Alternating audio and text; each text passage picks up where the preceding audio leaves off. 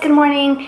It is right now still early. It's 9:25 and I'm gonna go ahead and clean. So I decided to bring you along with me since I'm guessing you guys enjoyed cleaning videos. I'm hoping you guys do because I know I do. It motivates me, and today is a really gloomy day, and I don't know, for some reason, like on gloomy days, I normally don't have the energy to clean, but like I love sitting like in the couch watching a movie knowing that my house is so clean, and then hearing the rain and you know, I don't know, it's just for me that's calming, and then with candles on and stuff like that. So yeah, today I don't know if it's supposed to rain, but it did rain last night and it's still like ugly outside. So I'm gonna go ahead and clean, and I'm gonna bring you along with me. So if you guys want to see, then just keep watching. And I am gonna go ahead and clean my kitchen.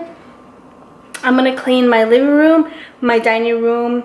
I'm gonna try to sweep and mop, and if I do have time, I might clean the bathroom. Maybe not my bathroom, just the kids' bathroom, and I'll probably do the rooms tomorrow. But I'm gonna go ahead and start, and I'll see you guys in a little bit.